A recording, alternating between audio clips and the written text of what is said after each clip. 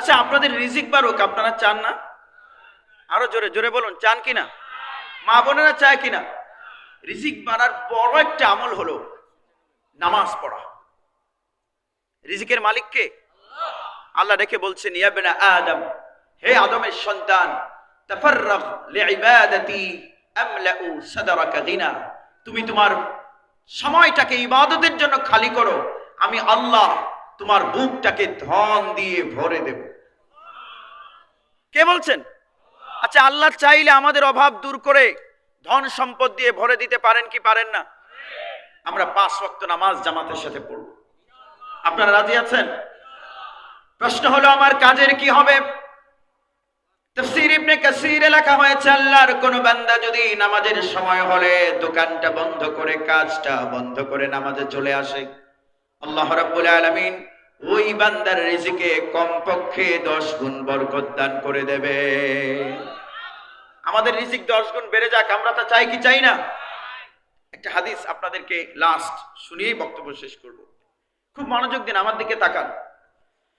আল্লাহ নবী সাল্লাল্লাহু আলাইহি ওয়াসাল্লাম বলেছেন, ইদা বুদিআল মাইয়িতুল কবর, কোন ব্যক্তিকে যখন কবরে রাখা হবে, ইয়াজলিসু, সে উঠে বসবে, ইয়ামসাহু আইনাইহি, চোখ মুছতে থাকবে, আর তার সামনে ভেসে উঠবে পশ্চিম দিগন্তে সূর্য ডুবে যাচ্ছে।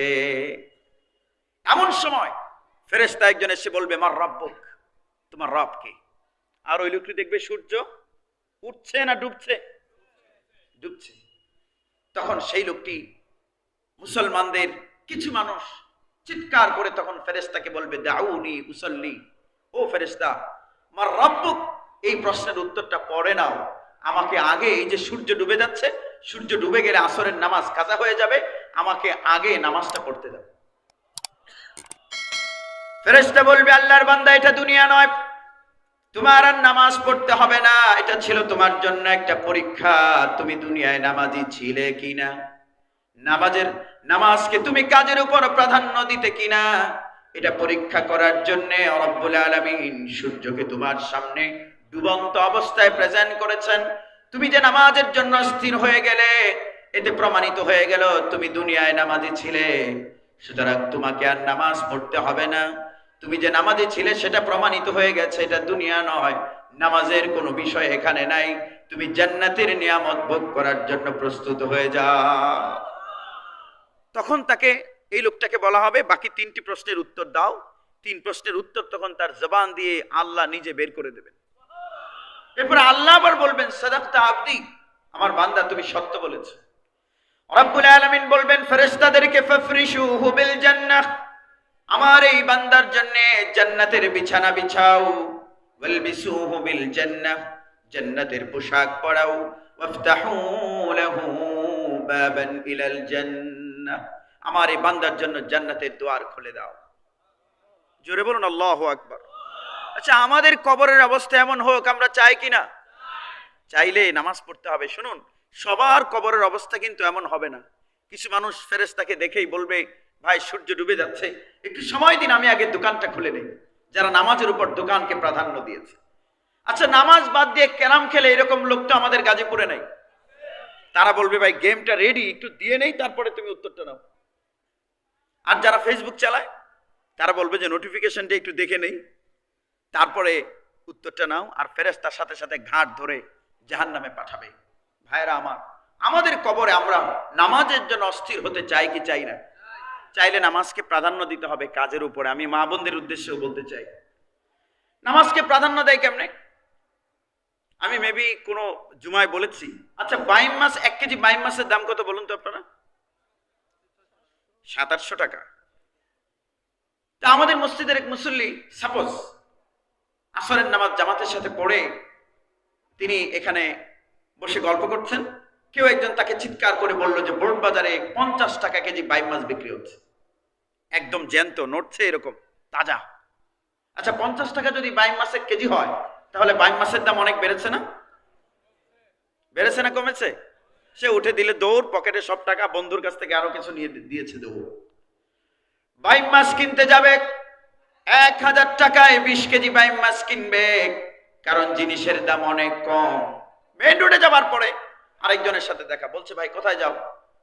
সে বলছে শোনোনি যে বাইম মাছ 50 টাকা কেজি বেচছে, আমি বোট বাজার যাই কিনতে।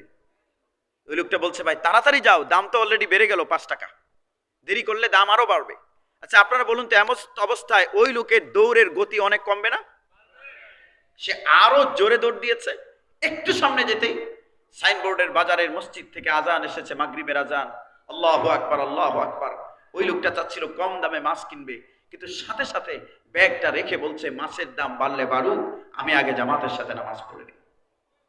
এটাকে বলে কাজের উপর নামাজকে প্রাধান্য দেওয়া।